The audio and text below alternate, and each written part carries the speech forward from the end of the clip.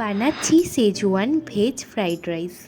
এর জন্য আমি 1 কেজি বাসমতি চালকে ভালো করে ধুয়ে নিয়েছি। এইবার এটাকে 1 ঘন্টা ভিজিয়ে রেখে সেটা দিয়ে ভাত বানিয়ে নেব। এইবার কড়াইতে তেল গরম করে তাতে কিছুটা রসুন কুচি দিলাম আর দিলাম একটু পেঁয়াজ কুচি। হালকা একটু ভেজে নিয়ে এতে আগে থেকে কেটে রাখা গাজর আর বিনস কুচি দিলাম। গাজর আর বিনসটা হালকা ভাজা হলে এতে কিছুটা ক্যাপসিকাম কুচি দিয়ে দিলাম।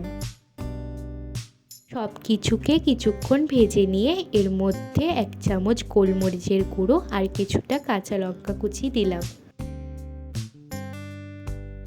সবজির সাথে এইগুলোকে মিশিয়ে নিয়ে তৈরি করে রাখা ভাতটা দিয়ে দিলাম।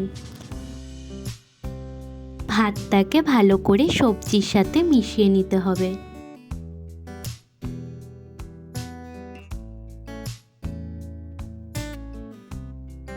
এইবার এর মধ্যে পরিমাণ মতো নুন, 2 চামচ সেজওয়ান চাটনি আর কিছুটা সেজওয়ান সস দিয়ে দিলাম।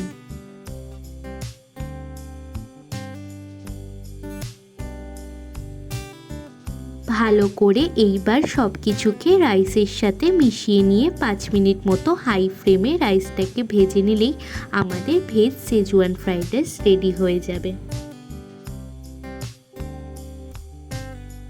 এটাকে আমি উপর দিয়ে কিছুটা ধনেপাতা কুচি দিয়ে সার্ভ করেছিলাম। এই ভেজ সেজওয়ান ফ্রাইড রাইসটা যে কোনো চাইনিজ আইটেমের সাথে খেতে দারুণ লাগে।